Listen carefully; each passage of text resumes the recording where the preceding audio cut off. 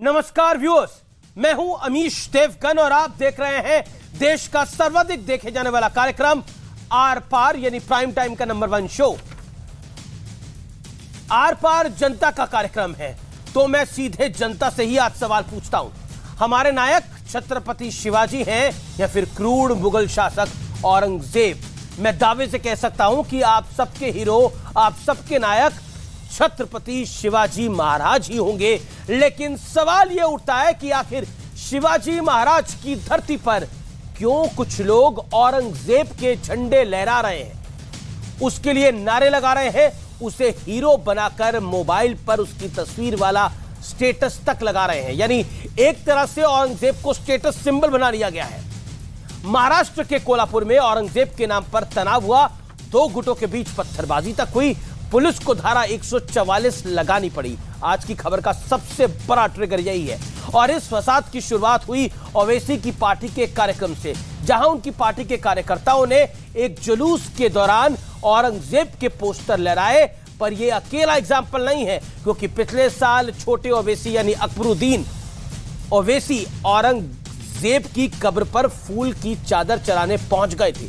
लेकिन इसी बीच महाराष्ट्र के डिप्टी सीएम देवेंद्र फडणवीस ने बड़ा बयान देते हुए कहा है कि महाराष्ट्र के कुछ जिलों में औरंगजेब की औलादें पैदा हो गई हैं। ऐसे में बड़ा सवाल है कि क्या औरंगजेब के नाम पर यह संग्राम दूर तक जाएगा? आज इसी पर होगी देश की सबसे बड़ी बहस। क्रूर औरंगजेब आखिर किसका मसीहा है? आज आर पार में इसी पर करेंगे हम सबसे बड़ी चर्चा। व्यूअर्स,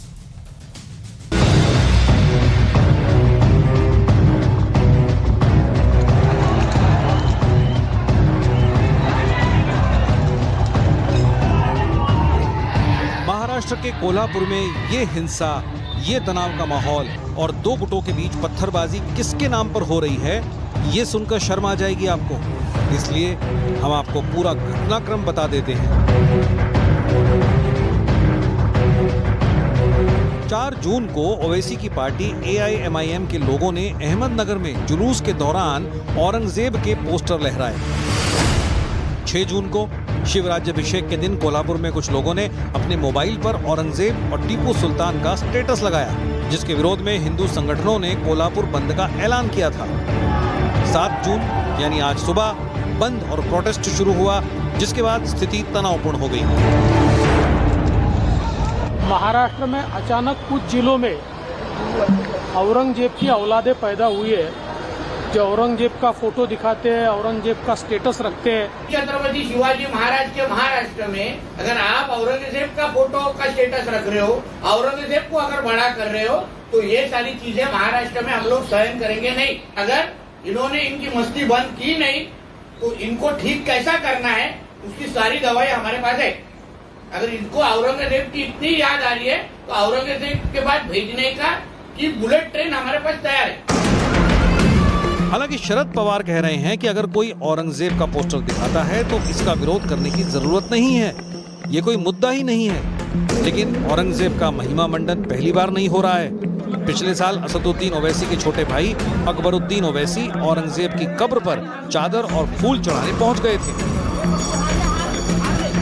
औरंगजेब के अत्याचार, उसके आतंक का इतिहास साक्षी है। जिसने सभ्यता को तलवार के बल पर बदलने की कोशिश की, यहां अगर औरंगजेब आता है तो शिवाजी भी उठ खड़े होते हैं। ऐसे में बड़ा सवाल है कि क्रूरता की हद पार करने वाले इस विलन में कुछ लोगों को अपना हीरो क्यों दिखता है? आज इसी पर होगी देश की सबसे बड़ी बहस। और अब वक्त है औरंगजेब की क्रूर कथा का विश्लेषण करने का। तथ्य नंबर 1 जो मैं आपके सामने व्यूअर्स पेश करूंगा, क्योंकि आज का संवाद आपके साथ है। 9वें सिख गुरु तेग बहादुर की हत्या करवाई, सबके सामने उनका सिर कटवा दिया और शीशगंज गुरुद्वारा दिल्ली के चांदनी चौक में है, कोई भी आकर उसको देख सकता है। यह सबसे बड़ा सत्य और तथ्य है, हमारे गुरुओं की हत्या करी औरंगजेब ने। दूसरा बड़ा तथ्य, वीर शिवाजी के बेटे संभाजी की क्रूरता से हत्या करवाई। तीसरा बड़ा तथ्य, काशी विश्वनाथ का मंदिर तोड़कर मस्जिद बनवाई, जो ज्योतिर्लिंग है। चौथा बड़ा तथ्य, गैर मुसलमानों से जजिया टैक्स वसूलता था। पांचवा बड़ा तथ्य जो बहुत प्रचलित है, रोज 1.25 मन जनेऊ जलाकर ही औरंगजेब भोजन करता था। रोज 1.25 मन जनेऊ जलाकर भोजन करता था। बड़ा सवाल, एक क्रूर खलनायक को किस इरादे से कुछ लोग हीरो साबित करने में जुटे हैं, आज ये चर्चा का मूल सवाल है। और इसी मूल सवाल के साथ आज की डिबेट को, आज की चर्चा को मैं ओपन करता हूं। मेरे साथ कौन कौन जुड़ रहा है? मेरे साथ आज की चर्चा में प्रोफेसर संगीत रागी हैं, प्रेम शुक्ला है, अतिकुर रहमान है, माजिद हैदरी है, वारिस पठान है और आनंद दुबे हैं। आप सबका एक एक करके अभिनंदन है। मैं सबसे पहले माजिद हैदरी आपके पास आता हूं और आपको 50 सेकंड का मैं मौका देता हूं। एक खलनायक, एक क्रूर राजा, हमारे गुरुओं की हत्या करने वाला खलनायक किसी का हीरो कैसे हो सकता है?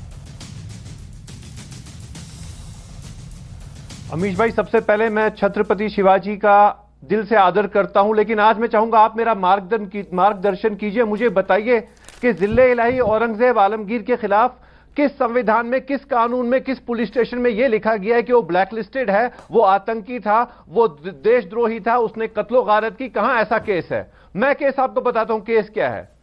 1977 में 27 जुलाई को बिशंबरनाथ पांडे, जो कि हमारे क्रांतिकारी सांसद थे, उन्होंने संसद में बताया, राज्यसभा में कहा कि भाई औरंगजेब को इतना बदनाम मत करो, वो हिंदुओं के मंदिरों के लिए पैसा देते थे औरंगजेब। ये मैं नहीं कह रहा, बिशंबरनाथ पांडे जी जो हमारे आदरणीय सांसद थे और उसी इलाहाबाद से थे जिसका हमने नाम बदला, वहां के मेयर थे, बोला मैंने देखा औरंगजेब ने क्या काम किया, उसका इतिहास है हमारे पास। दूसरी चीज आज मैं दर्शकों को बता दूं, अरे औरंगजेब को आप जिस औरंगजेब को आपने आलमगीर कहा, जिले इलाही कहा, अब एक बार सुनिए। अब आप मुझे बताइए, आपने बोला किस संविधान में लिखा है कि उन्होंने ये सब अत्याचार करे थे? ये तो किसी संविधान में नहीं लिखा। काशी विश्वनाथ का औरंगजेब ने मंदिर तोड़ा था, ये भी किसी संविधान में नहीं लिखा। ये भी किसी संविधान में नहीं लिखा कि गुरु तेग बहादुर का गला काटा था इस क्रूर औरंगजेब ने, ये भी किसी संविधान में नहीं लिखा। लेकिन एक चीज दिख रही है, लिखी नहीं है लेकिन दिखती है, और वो दिखता है सीसगंज गुरुद्वारा दिल्ली के चांदनी चौक में। 50 सेकंड तो पूरे होने दीजिए। आपने 1.5 मिनट बोला सर, 1.5 मिनट बोला। आपने बोला ये सब कुछ लिखा नहीं हुआ संविधान में। मैं आपको बोल रहा हूं प्रत्यक्ष रूप से जो दिख रहा है वो दिख रहा है दिल्ली का सीसगंज गुरुद्वारा। किस गुरु का सीस काट के वहां पर रख दिया गया था? किस गुरु का सीस काटा था जिस औरंगजेब को हीरो बनाने के चक्कर में घूम रहे हैं? सरकार ऑर्डिनेंस पास करे, कहे कि औरंगजेब आलमगीर एक ब्लैक लिस्टेड व्यक्ति था, उसका नाम कोई ना ले। भाजपा सरकार को मैं बताता हूं, कर दे एक ऑर्डिनेंस पास कि औरंगजेब आलमगीर जो था उसका नाम कोई ना ले, उसका समर्थन कोई ना करे। भाजपा की समर्थन इस वक्त पूरी मेजोरिटी की सरकार है, निकाले एक ऑर्डिनेंस। ये ड्रामेबाजी की जा रही है, इतिहास में घसीटा जा रहा है। अरे टीपू सुल्तान से लड़ रहे थे, कर्नाटक में हरा दिया टीपू सुल्तान ने, फिर मेरा ज्यादा मुंह मत खुलवाइए। ये सारा इतिहास के नाम पे यहाँ नाटक रचा जा रहा है, भाजपा के इलेक्शन के लिए हो रहा है। प्रेम शुक्ला जी, प्रेम शुक्ला, आपके विधायक को मैं कोट करता हूं, नितेश राणे को। उन्होंने बोला कि इनकी सारी मस्ती हम बंद करवा देंगे, इनको ठीक कैसे करना है हमें इसकी पूरी दवाई पता है। हमारे पास अगर इनको औरंगजेब की इतनी याद आ रही है तो वहां तक भेजने के लिए भी बुलेट ट्रेन हमारे पास तैयार है। अब ये धमका रहे हैं या समझा रहे हैं? शासन में आप हैं, क्या आपको लगता नहीं आपको समझाना चाहिए? संवैधानिक एक संवैधानिक बयान दिया है उन्होंने। संविधान सम्मत ढंग से हमारे देश में आतंकवादियों को, क्रूर कर्मा कसाईयों को, उनके विरुद्ध जो है इस तरह की अगर कोई समर्थन करता हो तो उनके विरुद्ध कार्रवाई करने की जो है व्यवस्था हमारे संविधान ने दी हुई है। भारत जो है वो राम में आस्था रखता है, प्रभु राम में आस्था रखता है, रावण में आस्था नहीं रखता है। भारत जो है वो राणा प्रताप में आस्था रखता है। राणा प्रताप के जो हैं हल्दी घाटी में क्रूर युद्ध करने वाले आतताइयों के प्रति उसके मन में श्रद्धा नहीं है। छत्रपति शिवराय में आस्था है भारत की। जिन छत्रपति शिवराय ने हिंदवी स्वराज की संस्थापना की, उस औरंगिया में बिल्कुल नहीं है। आप जो है कह रहे हैं संविधान का एक उन्होंने हवाला दिया, भाई किसी इस्लामिक ग्रंथ में यजीद के खिलाफ कुछ कार्रवाई करने के लिए नहीं लिखा गया है। कुरान शरीफ में तो यजीद का जिक्र भी नहीं है। लेकिन जब उस यजीद ने हजरत मोहम्मद साहब के नवासों का धोखे से हत्या की, नरसंहार किया, तो उस यजीद से हर मुसलमान नफरत करता है ना। तो गुरु गोविंद सिंह के साहबजादों को जिसने चिनवा दिया हो, गुरु तेग बहादुर सिंह का जिसने शीश कटा लिया हो, छत्रपति संभाजी की जिसने आंखें निकाल ली, जीभ काट दिया, 40 दिनों तक दबाव बनाता रहा कि तुम मुसलमान बन जाओ, छोड़ दूंगा, उस छत्रपति संभाजी की धरती में, छत्रपति शिवराय की धरती में उस बलात्कारी क्रूर कर्मा, अपने परिवार की महिलाओं और समलैंगिक इस तरह का क्रूर कर्मा जिसने मजारे तोड़ी, मंदिरें तोड़े, और ऐसे वो गजनी गोरी 70 वर्षों से जब औरंगजेब औरंगजेब को, बाबर को, गजनी को, तुगलक को, घूरी को अपना पूर्वज माना, पाकिस्तान चले गए। उन्हीं लोगों ने पाकिस्तान बनाया। और एमआईएम के पूर्वज भी उन पाकिस्तानियों के साथ जाना चाहते थे रजाकार बनकर। ये सरदार पटेल और इस हिंदू राष्ट्र का जो है, माजिद हैदरी, ये तरीका नहीं है, माजिद हैदरी, ये तरीका नहीं है। देखिए मेरे को एक सेकंड, ये तरीका नहीं है। आपके बीच में वो नहीं बोले, आप उनके बीच में बोले। निजाम को, बाबर को, गोरी को, तुगलक को, गजनी को, ऐसे तमाम आतताइयों के विरुद्ध भाई हमारे जो है राजा रंजीत सिंह जी हुए, उन्होंने जब अफगानिस्तान पर युद्ध जीता तो उन्होंने वहां जाकर शर्तों में यह मांगा कि हमें जो है सोमनाथ का दरवाजा दो। 18 वर्ष की उम्र में राजा रंजीत सिंह चढ़ गए और औरंगजेब की औलादों से, गजनी की औलादों से सोमनाथ का दरवाजा लाया था। ये हमारे जो हैं, हमारे जो वीरों का ही पराक्रम था कि पख्तूनों को सलवारें पहनने पर मजबूर कर दिया। और छत्रपति शिवराय का ही ये प्रताप था कि मुगलों से जजिया कर लिया मराठों ने, और मुगलों से चौथ वसूल कर आए। जजिया कर लेने वाले मुसलमानों से चौथ लेकर आए और उनको दिल्ली की सत्ता में बने रहने के लिए मराठों के चरणों की धूल को माथे पर मुगलों की औलादों को लगाना पड़ा। यह भारत का प्रज्वलंत इतिहास है। अगर कोई शिवराय की ज्वाला के सामने औरंगिया की कब्र पर माथा टेकने की श्रद्धा दिखाएगा और औरंगिया के पोस्टर लहराएगा, तो भारत के संविधान ने हमको ये शक्ति दी है कि औरंगिया, गजनी, गोरी, अफजल, टाइगर मेमन, दाऊद इब्राहिम, ऐसे आतताइयों से कैसे निपटना। ठीक है, अब वारिस पठान की बारी है। अब कैसे निपटना? जी, अब वारिस पठान की बारी है। जी, अब प्रेम शुक्ला, आपने मूलतः अपनी बात को रखा, बीच में आपको टोका, आपको फिर मैंने 1.5 मिनट दिया, आपने अपनी बात को रखा। मैं वारिस पठान का रुख करता हूं। वारिस पठान, यहां आप महंगाई और पेट्रोल की बात करते हैं, लेकिन वहां आप पुलिस हटाने की बात करते हैं, यानी जमीन पर। स्टूडियो में आप कहते हैं कि देखिए बात होनी चाहिए विचारों की, बात होनी चाहिए विकास की, लेकिन ग्राउंड पर आप औरंगजेब की बात करते हैं। अगर आपको मुसलमानों के ही कोई मसीहा को चुनना है तो अब्दुल कलाम आजाद को चुन लीजिए, दारा सिखों को चुन लीजिए, लेकिन औरंगजेब बोलूं मैं अमीश भाई, जरा आराम से बात कर, औरंगजेब का टाइम मिलेगा ना, 1 आध मिनट। ये क्यों चिंगारी भड़काई आपने? 1 मिनट आपके पास है। सबसे पहली बात तो अमीश भाई ये है कि आपने रिसर्च बराबर नहीं किया। रिसर्च में ये आया है कि जो आदमी फोटो लहरा रहा है उसका एमआईएम से कोई ताल्लुक ही नहीं है, हमारी पार्टी का कोई लेना देना ही नहीं है। बहुत बढ़िया, एक पैटर्न सा चल गया है पूरे देश में। मुसलमान कोई भी गलती करे, कुछ भी करे, औरंगजेब का नाम ले, सीधा एमआईएम के साथ उसको जोड़ दो और उसको बता दो भाई के देशद्रोही है, ये ऐसा है, फला है, ढिमका है। बात नंबर 2, सबसे पहले तो मैं तो वायलेंस का खंडन करता हूं। आज जो कोल्हापुर में हुआ, इसमें स्टेट की फेलियर है, इंटेलिजेंस का फेलियर है। हिंदू संगठन को परमिशन आपने दिया, उन लोगों ने जाके वहां पे आतंक मचा दिया, पुलिस ने लाठी चार्ज किया, तो ये जवाबदारी तो स्टेट की फेलियर की बनती है। तो उसके बारे में बात नंबर 3, आपने नीतीश राणे का कुछ बयान बताया, आप एक जगह पे रुक गए बयान में, आपने बता दिया बुलेट ट्रेन है, चले जाइए। आपने उसके आगे का अल्फाज नहीं बताया। उन्होंने क्या कहा? उसने कहा कि अगर जरूरत पड़ी तो हम तलवार उठा लेंगे। क्या ये अमीश भाई ये बोलना चाहिए? तलवार उठा लेंगे, काट डालेंगे सबको, मार डालेंगे सबको, ये अलाउड है क्या?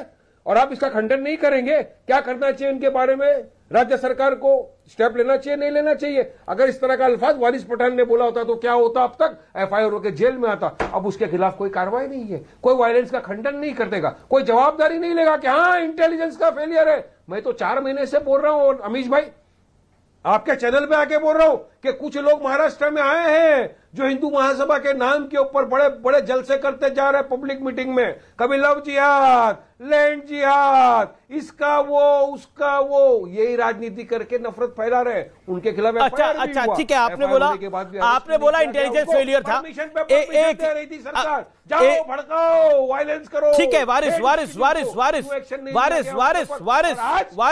आपने बोला ये पोस्टर लहराने वाला हमारा व्यक्ति नहीं था। एक सेकंड वारिस हियर मी आउट।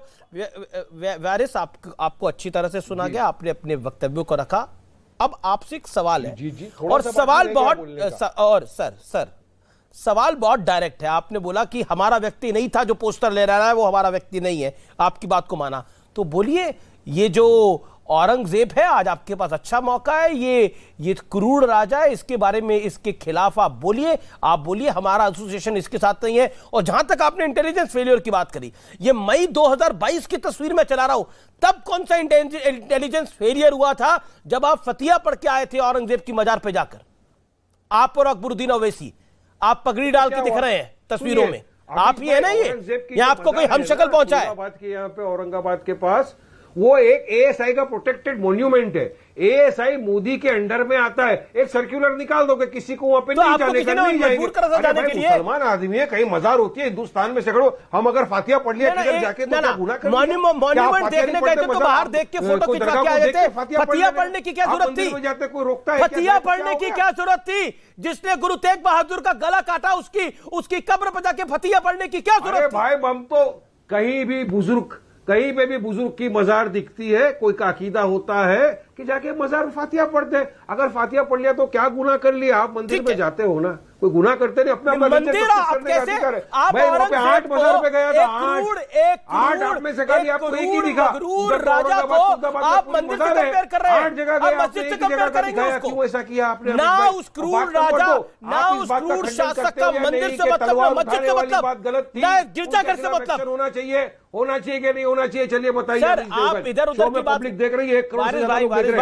वारिस भाई आप इधर उधर की बात कर रहे हैं, मैं आपसे पूछ रहा हूं, आपको किस इंटेलिजेंस फेलियर ने मजबूर करा था वहां जाने के लिए? जवाब दीजिए, किस इंटेलिजेंस फेलियर ने मजबूर किया था मई 2022 में आपको और अकबरुद्दीन ओवैसी को? वहां पे जमा होने के लिए, क्यों आप महाराष्ट्र का वातावरण खराब करने के लिए वहां पे जमा हो गए थे सब लोग? आप सवाल का जवाब नहीं दे रहे, आप इधर उधर भाग रहे हैं। वारिस पठान, आप इधर उधर क्यों भाग रहे हैं? मैं कहां भाग रहा हूं? सवाल पूछ रहा हूं, मैं तो आपकी बात का जवाब दे रहा हूं। आप कहां दे रहे हैं जवाब? एक एक करके पूछते हैं, एक आज 1 on 1 आपके साथ, आज 1 on 1 आपके साथ। एक सेकंड रुकिए, हैव पेशेंस। सवाल नंबर 1, आइए 1 on 1 करते हैं, ठीक है? आप एक एक करके मेरे सवाल का जवाब दीजिए, फिर मैं कहानी को आगे बढ़ाता हूं। आपने बोला हमारा व्यक्ति नहीं था, मैं बोल रहा हूं कंडेम औरंगजेब। हमारे गुरुओं के शीश काटे उसने। हिस्ट्री है, अरे हिस्ट्री है भाई। देखिए, कोई भी क्रूरता रहेगा, या तो नथुराम गोडसे हो या कोई भी हो, हम तो उसको भी कंडेम करते हैं, जिसने फादर ऑफ नेशन का कत्ल कर दिया था, फर्स्ट आतंकवादी जो देश तो का। कोई नथुराम गोडसे के साथ नहीं है ना? आप तो क्या आपको लगता है? तो मंदिरों को आप देखिए, सवाल का जवाब दीजिए, आप सवाल का जवाब बदला नहीं जा सकता। आप पैदा हुए थे औरंगजेब के टाइम में ना, मैं पैदा हुआ था। जो हिस्ट्री है सबके सामने जो लिखा हुआ है वो लिखा हुआ है, मगर वहां पे नहीं जाना। जिसने गुरु का शीश निवारा, जिसने गुरु का शीश काटा, उसके यहां फतिया पढ़ना जायज है?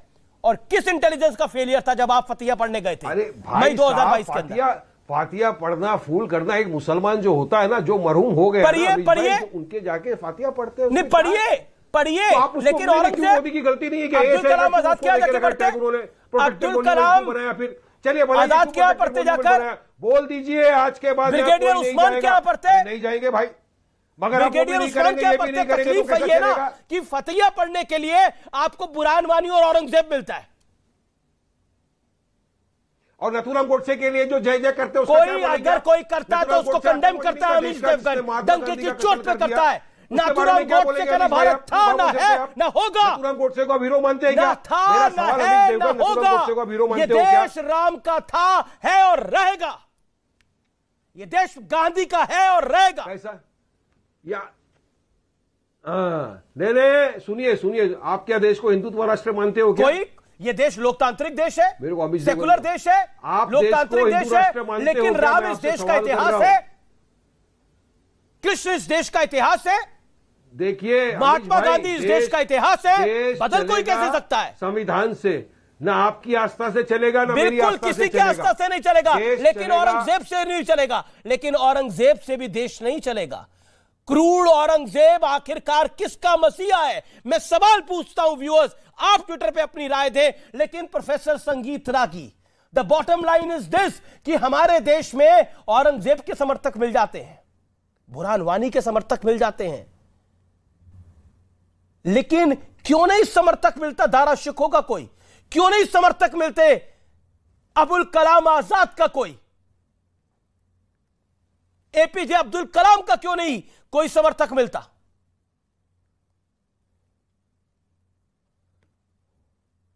प्रोफेसर आगी, बड़ा कारण है। जिस दिन वो अपने को दारा शिकोह के साथ पाएंगे, जिस दिन वो अब्दुल कलाम के साथ पाएंगे, साइंटिस्ट अब्दुल कलाम के साथ, उनकी अपनी आइडेंटिटी को उनको लगता है कि खतरा है। और इसीलिए आप देखेंगे कि जो मुस्लिम समाज है भारत के अंदर, अपनी आइडेंटिटी को अलग करने के लिए भारत के बड़े समाज के साथ वो मिलना ही नहीं चाहता है। आप देखेंगे जैसे एक मजाक में कहा जाता है, बड़े भाई का कुर्ता और छोटे भाई का पैजामा, ये तो भारत की संस्कृति में है नहीं, भारत का पहनावा तो है नहीं। लेकिन चूंकि बाहर का पहनावा है तो वहां से हम आयात करते हैं। टोपी वहां है तो इसलिए हम टोपी यहां पर होनी चाहिए, दाढ़ी वहां की प्रकृति है वहां पर होना चाहिए। जो हम लोग जो है वो लोटा लेकर के खेत में जाते हैं, वो एक प्रकार का अरब में टोटी वाला जो है वैसे लेकर के खेत में पकाने। तो ये एक पहचान का जो प्रश्न होता है, ये एक पहचान का प्रश्न है। आपने देखा होगा कि 70 के दशक में लड़कियां जो है वो कॉलेज और इंस्टीट्यूशन में ये बुर्का पहन करके नहीं आया करती थी, और इंग्लैंड में भी वो प्रचलन में नहीं था, अफगानिस्तान के अंदर ये प्रचलन में नहीं था। लेकिन अब आप जाकर के देखेंगे तो स्कूल, कॉलेज और विश्वविद्यालयों में लड़कियां वो बुर्का पहन गया है। ये अपने आप की आइडेंटिटी को एसर्ट करने का, मैं आपसे अलग हूं। कहा जाता है ना भाई आप हमको मानते ही नहीं है। अरे भाई, ये हिंदू समाज तो हुनों को, सबों को एक साथ किया, लेकिन एक समाज ऐसा है जो कभी भी दुनिया में कहीं भी दूसरे समाज के साथ सह अस्तित्व के तौर पर रह ही नहीं सका है। और इस समाज की अंदर का संकट है, ये विषय और हो जाता है। मैं आज औरंगजेब पे सवाल पूछ रहा हूं, साथ नहीं इस प्रकार की मानसिकता में रह सकता है। मैं औरंगजेब पे सवाल पूछ रहा हूं। आप देखिए, मैं आपको यही कारण है, ये जवाहरलाल नेहरू जी ने भी ये सवाल किया था। जवाहरलाल नेहरू ने कहा था कि भाई हम जो है वो जो ताजमहल है या उस समय के जो विरासत है उसको हम मानते हैं। क्या भारत का मुसलमान, महावीर, जैन और हमारे तीर्थंकर उनको क्या अपनी विरासत का हिस्सा समझता है? नहीं समझता है। उसके लिए औरंगजेब गौरव है, अलाउद्दीन खिलजी गौरव है। AIMIM सब मुसलमानों को रिप्रेजेंट नहीं करती, माजिद हैदरी सब मुसलमानों को रिप्रेजेंट नहीं करता। That's my bottom line. लेकिन मैं अतीकुर रहमान का रुख करता हूं। मैंने सब मुसलमानों के लिए कहा भी नहीं है। नहीं, आपने नहीं कहा होगा, लेकिन मुसलमानों के लिए कहा भी नहीं है। लेकिन इसको जनरलाइज करके भी नहीं, जो वारिस पठान है या वारिस पठान की पार्टी और उनकी बोला जा सकता है, जी वो तो यही है। यू जनरलाइज करके भी नहीं बोला जा सकता।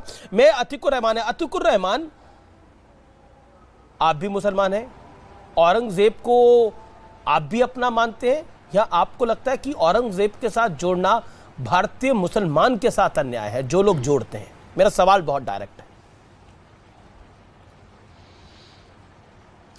अमीश जी, हिस्ट्री से हमने एक बहुत बड़ी चीज सीखी है कि हिस्ट्री से हमने कुछ नहीं सीखा।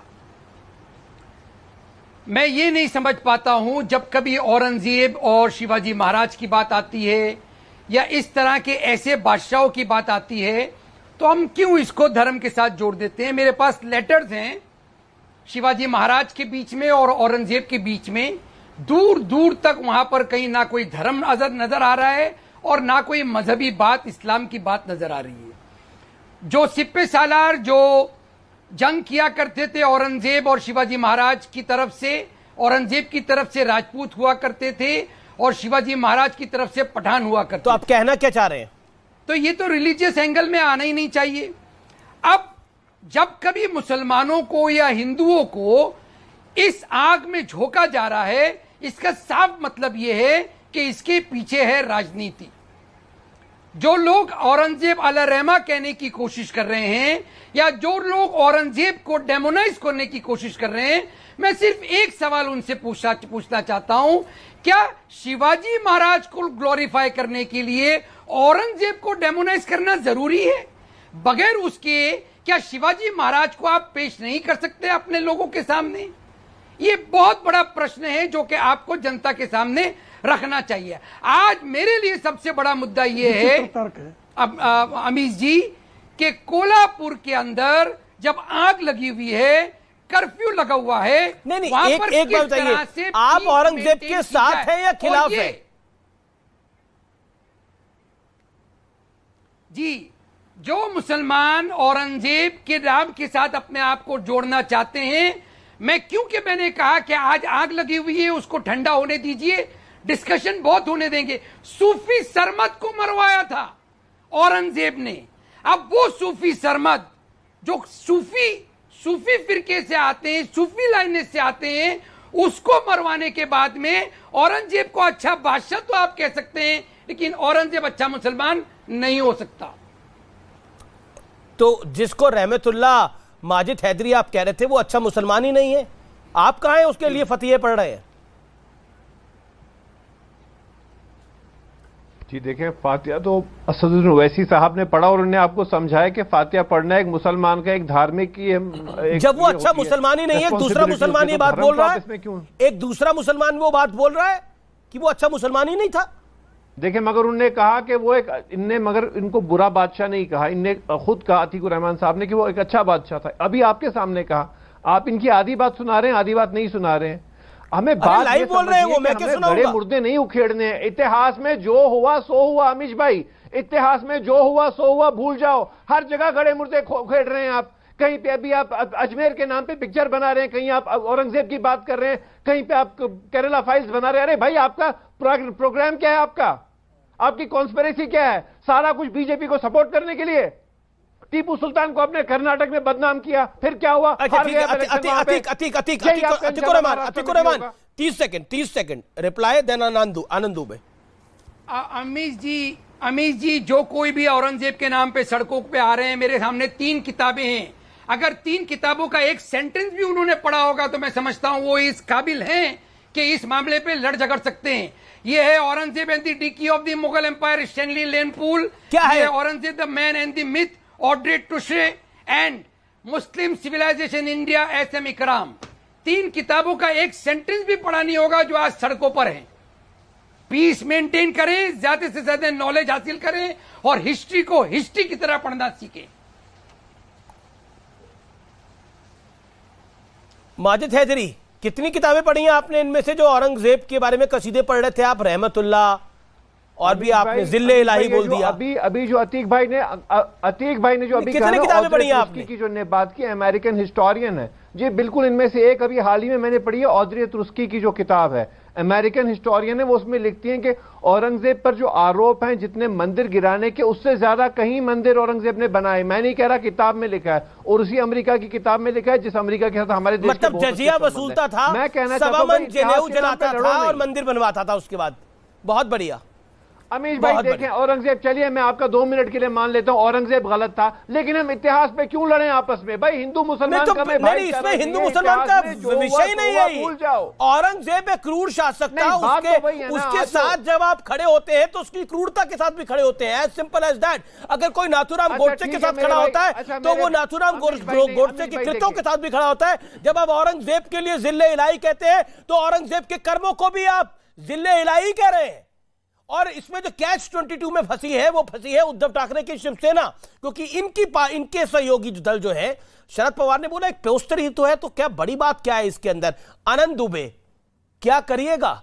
अब औरंगजेब पे भी यूटर्न लीजिएगा? शब्दों से रहती है, मैं आपके साथ हूं। आनंद दुबे, अब औरंगजेब पे भी आप लोग यूटर्न लेंगे? मैं आपके साथ हूं। तो महाराष्ट्र में चुनाव कैसे लड़ेंगे आप लोग? अमीश भाई, कोई यूटर्न नहीं होगा। अमीश भाई, मैं बोलूं? मुझे दिख नहीं रहा, अगर आप बोलें तो मैं बोलूं। आप ही की आवाज आ रही है सर, आप ही हैं, बोलिए। हाँ, छत्रपति शिवाजी महाराज के, छत्रपति संभाजी महाराज के देश में एक ऐसे आताताई को जगह नहीं होगी जो आक्रांता था, जो क्रूर शासक था, जिसने हमारे देश के कई लाखों बेगुनाहों का खून बहाया, ऐसे औरंगजेब का अगर कोई भी महिमा मंडन करेगा तो हम उसका धिक्कार करेंगे, हम उसका निषेध करेंगे। लेकिन साथ ही साथ महाराष्ट्र के राज्य में इस समय जो वर्तमान की सरकार है, ये उनके इंटेलिजेंस का बहुत बड़ा फेलियर है। तो आपकी सहयोगी एनसीपी के कह रही है, मुख्यमंत्री उप मुख्यमंत्री एनसीपी से क्या गठबंधन तोड़ेंगे आप लोग? सत्ता के मोह में एनसीपी से गठबंधन तोड़ेंगे आप लोग क्या? अरे भाई, एनसीपी एक अलग पार्टी है, शिवसेना एक अलग पार्टी है। आप मेरी विचारधारा की बात सुनिए। शिवसेना छत्रपति शिवाजी महाराज और छत्रपति संभाजी महाराज को मानने वाली पार्टी है। हम अपनी बात कहेंगे। औरंगजेब एक आक्रांताई था, आताताई था, 100 बार कह रहे हैं। अरे इन्हीं विचारधाराओं के साथ अलायंस है, चुनाव उनके साथ लड़ेंगे और विचारधारा आप कह रहे हैं हमारी यही है जो हम बोल रहे हैं, लेकिन एनसीपी कुछ और कह रही है, आप कुछ और कह रहे हैं। यही तो है गड़बड़ झाला पूरा का पूरा, यानी दोनों तरफ का खेल हो जाए पूरा। मैं ब्रेक ले रहा हूं, ब्रेक के बाद आ रहा हूं। इस मामले पे बड़ी अपडेट आ रही है। एक अंतराल के बाद आप देख रहे हैं औरंगजेब पर हमारी ये स्पेशल कवरेज, क्योंकि आज महाराष्ट्र में हिंसा हुई है।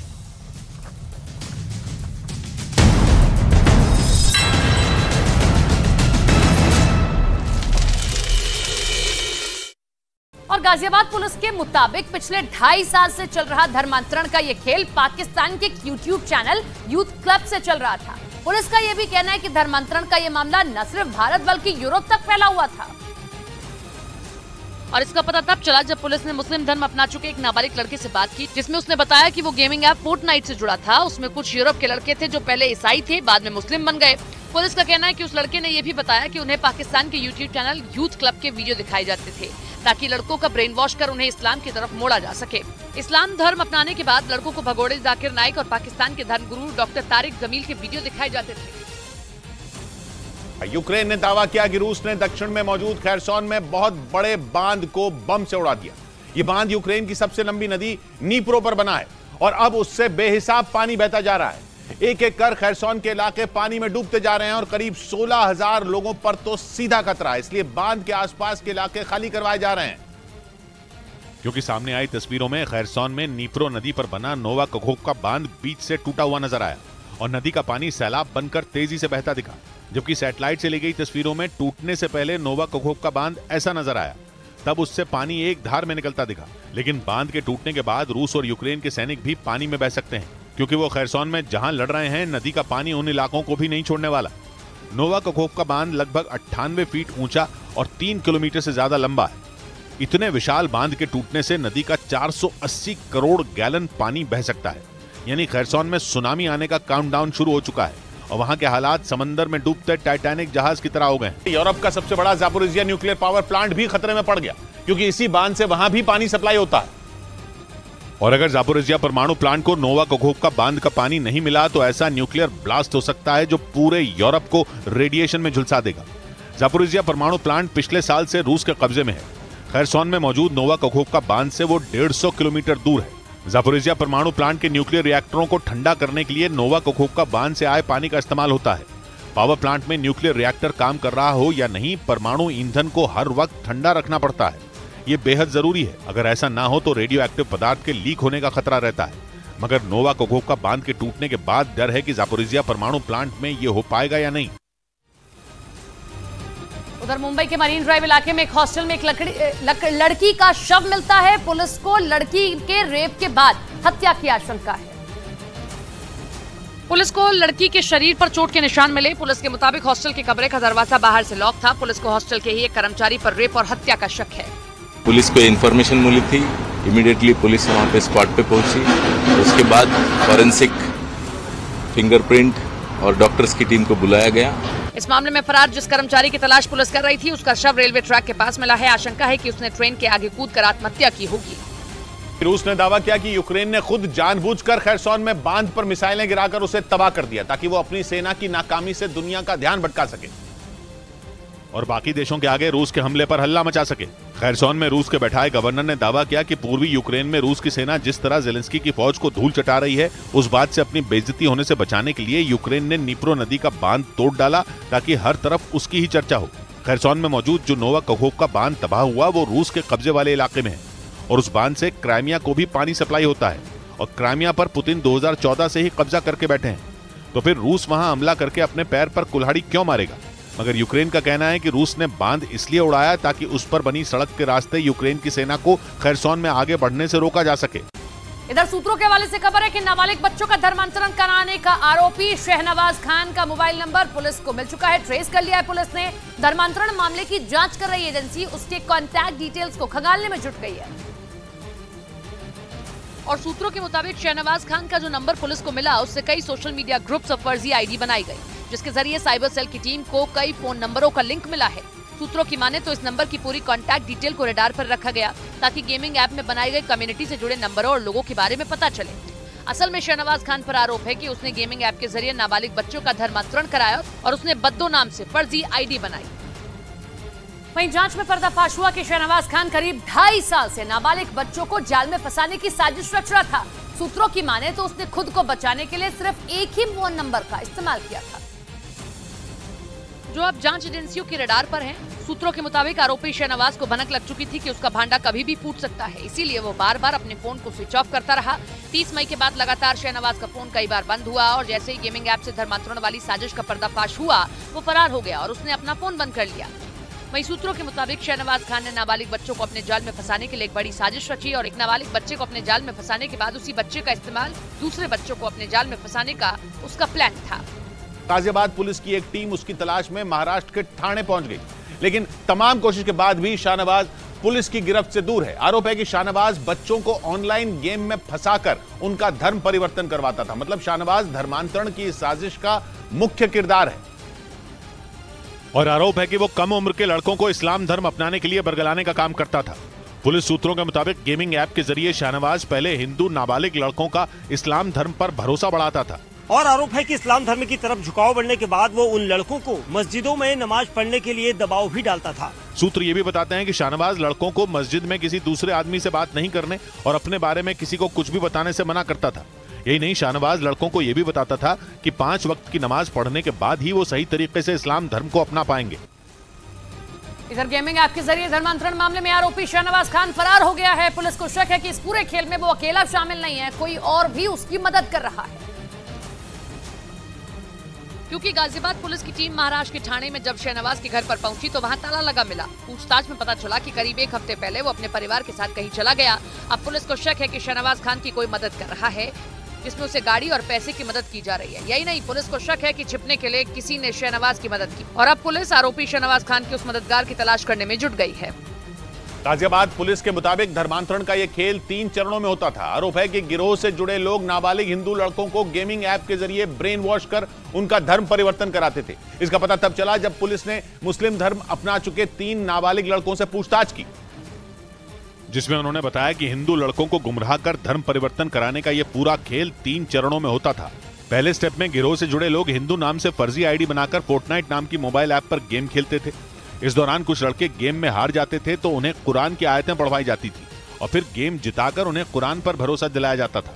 दूसरे चरण में डिस्कॉर्ड ऐप से मुस्लिम लड़के हिंदू नाम से नाबालिग लड़कों से चैटिंग कर उन्हें मुस्लिम रीति रिवाज अपनाने के लिए गुमराह करते थे। जबकि आरोप है कि तीसरे चरण में लड़कों को बरगलाने के लिए भगोड़े जाकिर नायक और दूसरे मुस्लिम धर्मगुरुओं के वीडियो दिखाए जाते थे। इधर उत्तर प्रदेश के गाजियाबाद में गेमिंग ऐप के जरिए धर्मांतरण वाली साजिश में पाकिस्तानी कनेक्शन होने से हड़कंप मच गया है।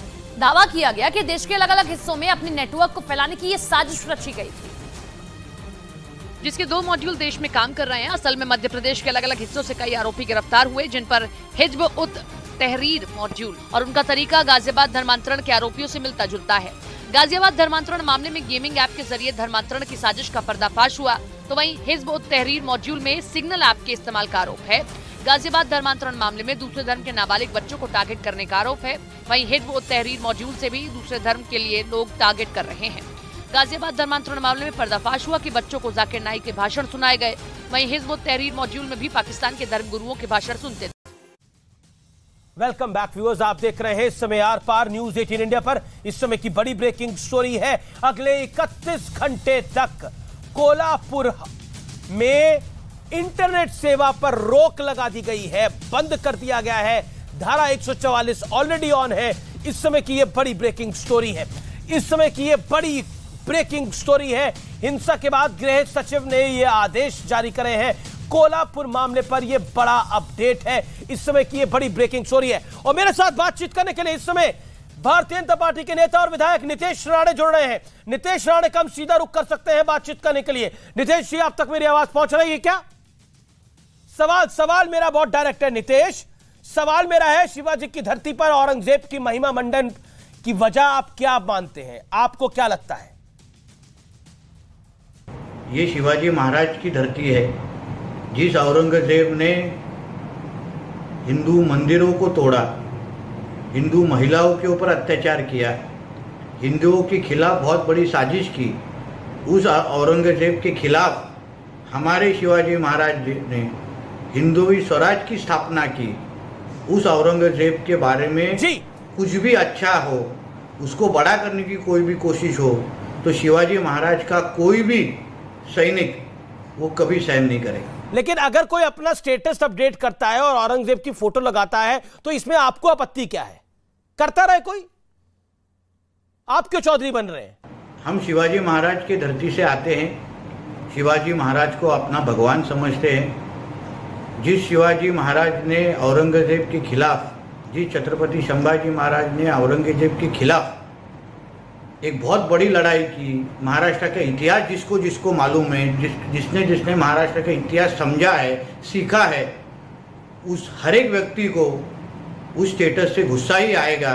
और इसके लिए ये गुस्सा आप लेकिन मेरा काउंटर सवाल है, आप चैलेंज कर रहे हैं कि जो औरंगजेब का गुणगान करेगा उसकी दवाई आपके पास है। क्या आप कानून को अपने हाथ में लेने की बात कर रहे हैं, जो आपका बयान है? ऐसा है कि महाराष्ट्र में आज हिंदुत्ववादी विचार की सरकार है। महाराष्ट्र में छत्रपति शिवाजी महाराज को मानने वाली सरकार है। और इस महाराष्ट्र में अगर इस तरीके का कोई भी हरकत जिससे छत्रपति शिवाजी महाराज का अपमान हो, वो कोई भी अपमान सहन नहीं करेगा। आज पुलिस अपना काम जरूर कर रही है, मगर एक हिंदू होके, महाराष्ट्र का नागरिक होने के वजह से आज जिस औरंगजेब ने हमारे छत्रपति शिवाजी महाराज के खिलाफ बहुत बड़ा षड्यंत्र रचा था, हमारे महाराष्ट्र के खिलाफ षड्यंत्र रचा था, हमारे हिंदुओं के खिलाफ षड्यंत्र रचा। लेकिन आप कह रहे हैं कि आपने तलवार वाली बात भी कही, क्योंकि आपने जो तलवार वाली बात कही उस पर मेरा अगला सवाल है। आप कह रहे हैं कि हिंदू समाज की रक्षा के लिए तलवार उठा लेंगे, इसके क्या मायने हैं? देखिए, व्हाट्सएप स्टेटस बदलना से वजह से हिंदू खतरे में नहीं आएगा, मगर व्हाट्सएप स्टेटस औरंगजेब का लगा के आप हिंदुओं को क्या संदेश देना चाहते हैं? हिंदुओं को पर क्या दबाव डालना चाहते हैं? आप हिंदुओं को ये बताना चाहते हैं कि आप जिस छत्रपति शिवाजी महाराज को बड़ा करते हैं, भगवान समझते, उससे भी बड़ा हम औरंगजेब को समझते, और वो भी महाराष्ट्र में बैठ के आप सोचेंगे। इसलिए मैंने कहा कि हमारे महाराष्ट्र के संरक्षण के लिए, हमारे महाराष्ट्र के रहने वाले हिंदुओं को संरक्षण के लिए जितनी बड़ी लड़ाई हमको लड़नी हो, कल जरूरत पड़ी तो हम तलवार भी हाथ में लेंगे, ये भावना मैंने व्यक्त की है और इस पे मुझे अभिमान है। नहीं, इसमें अभिमान है आपको, लेकिन कानून को अपने हाथ में लेने का अभिमान होगा। लगता है संपर्क टूट गया आपसे। कानून को लेने में मेरे साथ बीजेपी के प्रवक्ता भी हैं, मैं उनका भी रुख कर सकता हूँ। वारिस पठान, आपने सुना अभी राणे जी को, वो क्या कह रहे थे? कह रहे मुझे अभिमान है इस बात का जो मैं कह रहा हूं। लेकिन क्या आपको लगता नहीं है कि आप अगर औरंगजेब पे अभिमान कर रहे हैं, वहां फतिये पढ़ने की बात कर रहे हैं, तो फिर काउंटर रिएक्शन आएगा, एक्शन का रिएक्शन होता है, दूसरी तरफ से ये कहा जाएगा, क्या करिएगा? अमीश भाई, देखिए, बड़े अफसोस की बात है कि इस तरह की भाषा एक जीता हुआ जो एमएलए है वो कर रहा है और सब लोग बैठे, आप भी एक्शन लेने की बात नहीं कर रहे। सोचिए अमीश भाई, अगर इस तरह की बात वारिस पठान कर देता कि नहीं, अगर वक्त आ गया तो मैं भी तलवार उठा लूंगा, तो क्या होता? मेरे खिलाफ तब तक एफआईआर होता, मैं जेल में चले जाता। तो इनके खिलाफ कोई कानून कार्रवाई क्यों नहीं? इनको क्या कानून पुलिस वाले पे भरोसा नहीं है? सरकार तो महाराष्ट्र में इनकी है, मतलब साफ है कि इनको खुद की सरकार के ऊपर भरोसा ही नहीं है कि बीजेपी की सरकार इतनी सक्षम है कि राइट होने से रोक ले, इस तरह का वायलेंस होने से रोक ले। आपका ये पॉइंट भरोसा ही नहीं है, तो खुद बोलते कि नहीं रुकेगा तो मैं उठा लूंगा तलवार। ये क्या बात है? किस दिशा में देश को लेके जाया जा रहा है? ठीक है, आनंद दुबे, जो नितेश राणे कह रहे हैं, जो आनंद दुबे, मैं फिर बीजेपी का रिएक्शन ले लूंगा। आनंद दुबे, जो नितेश राणे कह रहे हैं और जो काउंटर में वारिस पठान कह रहे हैं, उस पर आपका रिएक्शन क्या है? तो हक इंसाफ की बात कर रहे, संविधान की दायरे में रह आनंद दुबे बात होगी, आनंद दुबे लिया जाएगा उसके ऊपर। मैं चाहता हूँ भाजपा के सीएम आनंद दुबे होम मिनिस्टर है, डिप्टी सीएम, लगता उन तक आवाज नहीं जा पा रही है। एक्शन ले, इस तरह का खंडन करे, क्या वो ठीक है प्रोफेसर आगी, ये एक्शन का रिएक्शन हो रहा है दूसरी तरफ। और अभी आपने बीजेपी के एक विधायक को सुना, उसने क्या बात बोली, उसने बोला कि मुझे अभिमान है इस बात का, अगर इसके लिए हमें तलवार भी उठानी पड़े। क्या आपको लगता नहीं है मामला तो बढ़ते बढ़ते बढ़ जाएगा, फिर जिम्मेदारी तो दूसरी तरफ की भी बनती है? देखिए 2-3 बातें मैं बहुत साफ करना चाहूंगा। अभी एक मेरे मित्र ने एक कमेंट्री औरंगजेब की बात की, वो मूलतः रिचर्ड एटन का है, जिसने सारे खून माफ कर दिए हैं औरंगजेब के। हमको प्राइमरी सोर्स पर जाते हैं और जिसमें माशिर आलमगीरी है, उसमें उसके सीधे फरमान है काशी विश्वनाथ के मंदिर को तोड़ने का, उसमें कारण नहीं है। प्रोफेसर रागी, आप मेरे सवाल का जवाब दीजिए जो मैं पूछ रहा हूं। जो तलवार उठाने वाली बात बीजेपी विधायक कह रहा है, क्या वो जायज है? सवाल बहुत डायरेक्ट है। देखिए दूसरी बात, देखिए जब कोई ऐसे आक्रांता का इस प्रकार से महिमा मंडन करेगा तो समाज में प्रतिक्रिया तो होती है। हालांकि ये फिर भी जायज नहीं है ये कहना कि हम तलवार उठा लेंगे, मारेंगे, लेकिन आप जरा मारने की बात नहीं करी उन्होंने। इस देश में सरतन से जुदा करने के नारे किसने लगाया? और सरतन से जुदा होने के नारे सिर्फ लगाया ही नहीं गया, ऐसे लोगों को एक के बाद एक कई लोगों की हत्याएं हुई। तो आप देखेंगे कि हिंदू समाज के अंदर से इस प्रकार के भाषणों की प्रतिक्रिया होती है, लेकिन एक्शन हिंदू समाज इस प्रकार का नहीं करता। लेकिन मुस्लिम समाज के अंदर से न सिर्फ नारे होते हैं, बस इस प्रकार की माजिद हैदरी 30 सेकंड देश के विभिन्न कोने से। मुझे लगता है कि संयम दिखाने की आवश्यकता है, लेकिन ये मत आप समझिए कि हिंदू समाज, मैं तलवार की प्रतिक्रिया तो नहीं करता, लेकिन हिंदू समाज के मन में प्रतिक्रिया तो जरूर होगी यदि औरंगजेब जैसे दुर्दांत और गंदे चरित्र के व्यक्ति को यदि इस प्रकार से, जिसने हिंदुओं की इतनी हत्याएं की, हमारे गुरुओं को मारा, हमारे मंदिरों को ध्वस्त किया, ऐसे में किसी को जिसने नहीं छोड़ा, और वो यदि भारत के कुछ मुसलमानों के लिए वो आदर्श हो जाता है, तो हिंदू समाज में प्रतिक्रिया होना स्वाभाविक है। अमीश भाई 30 सेकंड आपको दिए मैंने, बोलिए। अमीश भाई, इस मंच पे सब लोग, इस देश के सब लोग एक बात मानेंगे कि छत्रपति शिवाजी महाराज के राज्य में हिंदू भी सुरक्षित थे, मुसलमान भी सुरक्षित थे, और हिंदू मुसलमान भाईचारा भी सुरक्षित था जो छत्रपति शिवाजी महाराज की सेना दिखाती थी। आज उसी भाईचारे को सुरक्षित रखने की जरूरत है, वही भाईचारा दिखाने की जरूरत है। सबसे बड़ी श्रद्धांजलि छत्रपति शिवाजी महाराज के लिए यही होगी कि हिंदू मुसलमान भाईचारा केवल महाराष्ट्र में नहीं, पूरे भारत में जिंदा रहे, हमेशा रहे। तो जय महाराष्ट्र, जय भारत। ओके प्रेम शुक्ला, वो कह रहे हैं भाईचारा जीवित रहना चाहिए, मैसेज तो अच्छा है जी। ये भाईचारा कैसे जीवित रहेगा जब औरंगजेब को आप आदर्श मान लेंगे, जब गुरु गोविंद सिंह के साहबजादों के हत्यारे को आप आदर्श मानेंगे? मुस्कुराने की कोई बात नहीं है। बहादुर के हत्यारे को आप आदर्श मानेंगे? भागवा विचारधारा लेकिन कैसे है भाई? हम प्यार, हम भाईचारे की बात कर रहे हैं, कैसे मातम है? कैसे भाईचारा? भागवा विचारधारा में प्रॉब्लम है। भाईचारा देखिए, एक इत्मीनान से नहीं समझ रहे हैं। आपको बाबर पर बहुत जो है, बाबर और औरंगजेब पर जिन लोगों को नाज है, उनको मेरी बात पर आपत्ति होगी। कुछ लोगों को बाबर और औरंगजेब पर बहुत नाज है, और इस बात का ध्यान रखें कि भारत संवैधानिक रूप से अगर कोई गजनी गोरी चलाएगा वहां से, गजनी गोरी के नाम पे, तो यहां से पृथ्वी और अग्नि भी चलेगी। ये भारत का जो है, और एक राष्ट्र के रूप में राष्ट्र की रक्षा के लिए आवश्यक पड़ा तो अग्नि और पृथ्वी भी चलाएंगे। तलवार उठाना तो छोटी सी बात है। और छत्रपति शिवराय की यही सीख है कि औरंगजेब की छाती पर चढ़कर जो है पुरुषार्थ को प्रकट करो। लेकिन अभी आपने विधायक को सुना, अभी आपने अपने साहबजादों की नृशंस हत्या, प्रेम शुक्ला जी, प्रेम शुक्ला, अभी आपने अपने विधायक को सुना, अभी आपने अपने विधायक को सुना, उसने बोला हम तलवार लेके चलेंगे और हमें अभिमान है इस बात की रक्षा के लिए तलवार उठाना पड़ा तो उठाएंगे, इसमें क्या गलत है?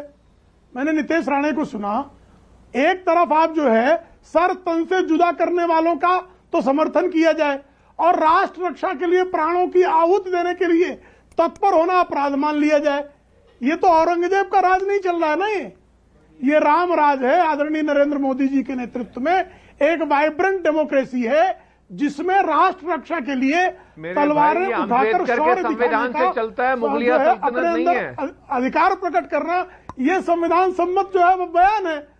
लेकिन जो सरतन से जुदा करने वालों के समर्थन में खड़े होते हैं, जो औरंगिया के समर्थन में खड़े होते हैं, जो गौरी पर नाच करते हैं, जो खुद को गजनी की औलाद समझते हैं, जो खुद को बाबर की औलाद समझते हैं, उनके विरुद्ध तो निश्चित तौर पर वारिस पठान इस पर रिएक्ट करना चाहते हैं। और आनंद दुबे पहले आनंद दुबे के बाद फिर मैं वारिस साहब के पास आऊंगा। आनंद दुबे, अब नितेश राणे वो कह रहे हैं कि हम तलवार भी रखेंगे उसको और हमें अभिमान है। आप उनकी इस बात को कैसे देखते हैं और क्या आपको लगता है उन्होंने गलत बोला? आपकी राय क्या है? देखिए ऐसा है कि भारतीय जनता पार्टी की एकनाथ शिंदे की सरकार महाराष्ट्र राज्य में है। पिछले 11 महीने हो गए ये सरकार राम भरोसे चला रहे हैं। आज मंत्रिमंडल का विस्तार नहीं हो पा रहा। हमारे किसान नौजवानों की स्थिति बद से बदतर होते जा रही है। नितेश राणे जैसे नेता तलवार लहराने की बात कर रहे हैं। नहीं सुनिए तो पहले सुनिए तो भाई साहब, हम तो किसी के बीच में नहीं बोलते। भरोसे हो गई है क्या आपकी? नहीं हमें नहीं हम तो नहीं हुए हैं, आप हो गए हैं। नहीं हम वही कह रहे हैं, हमें खाली दुख इस बात का है कि आज आपके कानून व्यवस्था की जो हाल है, जो बद से बदतर स्थिति आपने महाराष्ट्र राज्य की करके रखी है, उससे हमारे देश की जनता को निजात कब मिलेगा? अगर कुछ उपद्रवी औरंगजेब के समर्थन में पोस्टर लहरा रहे हैं, अब आप उनको पकड़ नहीं पाते हैं, आप उन पे काबू नहीं लगा पाते, हमारे छत्रपति शिवाजी महाराज के कोई अपमान करे और आप उसको खुलेआम घूमने दें, तो हमें पीड़ा नहीं होगी। एक तरफ आप कहते हैं कि हम हिंदुओं के बहुत बड़े नेता हैं, हम हिंदू संगठन चलाते हैं, और जो हिंदू भाई बहन शांति से धरना प्रदर्शन कर रहे हैं उन पर लाठी चलाते हैं। आनंद दुबे, आपने बहुत अच्छी बात बोली और बहुत बड़ी जोरदार तरीके से बोली और आप स्वागत योग्य। आपने बोला कि देखिए ऐसा होना नहीं चाहिए, किसानों की भी बात करी, हर चीज की बात करी। आपको बड़ी आपत्ति थी कि औरंगजेब के बारे में ये क्यों बोला जा रहा है। आपका सहयोगी दल एनसीपी क्या बोला फोटो दिखा भी दी तो क्या जा रहा है, फोटो ही तो है, इसमें किसी का क्या जाता है। आप क्या समर्थन उनका लेंगे या ना देंगे? खाते हैं कसम आज शिवाजी महाराज की। पॉइंट नंबर 2, इस देश में वीर सावरकर को लेकर आपके एक सहयोगी ने क्या कुछ नहीं बोला? 1 साल 2 साल नहीं, लगातार बोला। लेकिन क्या करा आपने आनंद दुबे? ये देश जवाब मांगेगा आपसे। आनंद जी, लगता है संपर्क टूट गया है, ये खबर आता ही संपर्क टूट गया है। वारिस पठान 30 सेकंड। देखिए अमीश भाई, बड़ा अफसोस होता है कि जब से भाजपा सरकार सत्ता में आई है ना, आप देख लिए 2014 से कितनी नफरत फैल गई है। नफरत इस हद तक फैल गई है कि आज भाजपा के प्रवक्ता लाइव टीवी के चैनल की डिबेट में बैठकर ये बोल रहे हैं कि तलवार भी उठाएंगे, अग्नि भी उठाएंगे, पृथ्वी भी उठाएंगे, सब करेंगे। मतलब इतना ओपन कॉल फॉर जेनोसाइड और नक्सलवाद दिया जा रहा है टीवी के जरिए से बैठकर। तो क्या इनके खिलाफ कोई एक्शन नहीं होना चाहिए? अमीश भाई, आपका चैनल है, देखिए आपको सोचना पड़ेगा। सुप्रीम कोर्ट ने भी कहा है जो भी इस तरह की भाषा का इस्तेमाल करेगा उसके खिलाफ एक्शन तो होना चाहिए। यहाँ बैठ कर ये बोलना कि तलवार भी उठा लेंगे, तलवार उठा के क्या करेंगे? खाली नाचेंगे, काटेंगे ना सबको, तलवार से कलम कर देंगे सबको, मार डालो सबको, अग्नि से उड़ा दो सबको, पृथ्वी से उड़ा दो सबको। आप यही करना है आपके देश के अंदर, देश में यही माहौल आपको क्रिएट करना है। अरे तो संविधान की जरिए यही तो बोल रहा हूँ, संविधान को नहीं मानते, ये सब डेमोक्रेसी को नहीं मानते और यहाँ बैठ के इस तरह भड़काऊ भाषण करते। मैं तो चाहूंगा इनके खिलाफ एक्शन होना चाहिए, वरना क्या फायदा है डिबेट का? अगर एक आदमी ओपन कॉल फॉर जेनोसाइड देगा आपके चैनल के माध्यम से बैठ के, तो वारिस पठान के मुंह में जुबान है, इनसे भारी बोल सकता हूँ, इतना बोलूंगा उठ के भागेगा मगर मैं आपकी मर्यादा में रहना चाहता हूँ। मैं संविधान के दायरे में रहकर अपनी बात करना चाहता हूँ। मैं डेमोक्रेसी को मानता हूँ, जो लोग नहीं मानते इसके लिए बता रहा हूँ इनको। लीजिए, क्या बोला? केस खेले, मेरे पे केस कर दो, मैं आप पे करके दिखाता हूँ। कर लो केस, जरा वकील हो ना, मैंने जो बातें जो बयान दिया भरोसा नहीं है क्या? करेंगे जरूर। आपको ओपन कर लीजिए। आपको क्या लगता है आप इस तरह से भड़काऊ भाषण देके निकल जाएंगे? कर लीजिए। भड़काऊ भाषण देके चलेगा? आपके राज्य महाराष्ट्र में बैठे हैं, छत्रपति शिवाजी महाराज की धरती के ऊपर बैठे हैं। एक सेकेंड। उन्होंने पृथ्वी अग्नि मिसाइल की बात करी थी, जहां तक वो संदर्भ है, पृथ्वी और अग्नि मिसाइल की बात करी थी। और जहां तक तलवार का संबंध है, मैंने डायरेक्ट सवाल पूछा था और डायरेक्ट उस पर जवाब लिया गया।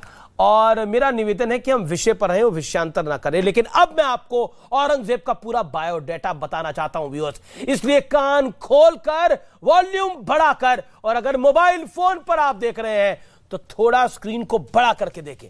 आज इसकी जरूरत है, इसलिए महसूस हो रही है बायोडाटा बताने की औरंगजेब का, क्योंकि हमें जो इतिहास आज तक बताया, पढ़ाया और समझाया गया, उसके मुताबिक औरंगजेब किसी मसीहा से कम नहीं था।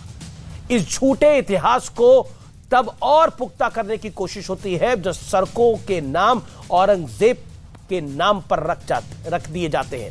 इतना ही नहीं, असउद्दीन ओवैसी के छोटे भाई अकबरुद्दीन ओवैसी जैसे नेताओं ने औरंगजेब की कब्र पर फूल चढ़ाकर एक पॉलिटिकल स्टेटमेंट देने की कोशिश करी। लेकिन औरंगजेब असल में था कौन? क्या वो वाकई एक नेक नियत वाला बादशाह था, या फिर जानबूझकर एक स्ट्रैटेजी के तहत उसका महिमा मंडन लगातार किया जा रहा है? औरंगजेब वो था जिसने राजगद्दी के लिए अपने पिता हुमायूं को कैद किया, बड़े भाई दारा शिकोह की गला कटवाकर हत्या कर दी। दारा शिकोह के कटे सिर को पूरी दिल्ली में घुमाया गया, फिर इसी सिर को हुमायूं के पास भेज दिया गया। औरंगजेब वो था जिस पर अनगिनत मंदिर तोड़ने का आरोप है, इसमें काशी विश्वनाथ मंदिर भी शामिल है। औरंगजेब के दरबार के लेखकर मुस्तैद खान ने मसरे आलमगिरी नाम की किताब लिखी। इस किताब में औरंगजेब के शासन के 1658 से लेकर 1707 तक की घटनाओं का जिक्र है। मसीरे आलमगिरी के मुताबिक 18 अप्रैल 1669 के दिन बादशाह सलामत के कानों में खबर पहुंची कि बनारस में बेवकूफ ब्राह्मण अपनी रद्दी किताबें पाठशालाओं में पढ़ाते हैं। बादशाह ने सूबेदारों के नाम फरमान जारी कर दिया कि वे तमाम मंदिर और पाठशालाओं को गिरा दें। 2 सितंबर 1669 को बादशाह को खबर मिली कि उनकी आज्ञा के अनुसार बनारस में विश्वनाथ का मंदिर गिरा दिया गया है। यह दावा मैं नहीं कर रहा, यह दावा औरंगजेब के बेहद खास मुस्तैद खान मसरे आलमगिरी में कर रहा था। इसके अलावा औरंगजेब वो भी था जिसने बंद हो चुके जजिया टैक्स को फिर से वसूलना शुरू कर दिया। यह टैक्स सिर्फ हिंदुओं से वसूला जाता था, जबकि मुस्लिमों को इस टैक्स में छूट मिलती थी। शिवाजी के देश में जिस औरंगजेब का महिमा मंडन हो रहा है, इतिहास गवाह है कि शिवाजी ने उसी औरंगजेब की साजिश को कैसे नाकाम किया था। बात 1666 की है, जब शिवाजी महाराज तेजी से अपना साम्राज्य बढ़ा रहे थे। इससे घबराए औरंगजेब ने संधि के बहाने उन्हें आगरा आने का न्योता दिया। शिवाजी आगरा पहुंचे तो औरंगजेब ने उन्हें छल से बंदी बना लिया, लेकिन वो जंजीर नहीं बनी थी जो शिवाजी महाराज को कैद कर सके, यानी बंधक बना सके। मुगल साम्राज्य की नाक के नीचे से शिवाजी उन्हें चकमा देकर आजाद हो गए। इतना ही नहीं, 1674 तक शिवाजी ने उन सारे प्रदेशों पर 1674 तक शिवाजी ने उन सारे प्रदेशों पर अपना अधिकार जमा लिया जहां मुगलों का राज था। औरंगजेब एक ऐसा क्रूर शासक था जिसने मौका मिलते ही शिवाजी के बेटे संभाजी महाराज की इसलिए हत्या कराई क्योंकि उसने इस्लाम कबूल करने से इंकार कर दिया था। इतना ही नहीं, औरंगजेब ने 1675 में गुरु तेग बहादुर, हमारे गुरुओं का भी सिर इसलिए कलम कर दिया क्योंकि उन्होंने भी इस्लाम कबूल करने से इंकार कर दिया था। गुरु तेग बहादुर ने कहा, सिर कटवा सकता हूं पर केश नहीं, यानी यह कहना गलत नहीं होगा कि औरंगजेब सिर तन से जुदा गैंग का एक एक्टिव मेंबर था। इतिहास के बहुत से जानकार तो यह भी दावा करते हैं कि औरंगजेब इतना क्रूर था कि वो हर दिन 1.25 मन जनेऊ जलाकर खाना खाता था। आखिर ऐसा क्रूर बादशाह किसका रोल मॉडल हो सकता है?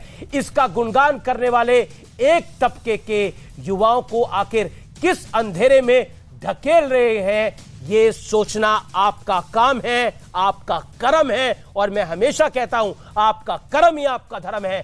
फिलहाल आर पार में इतना ही। नमस्कार।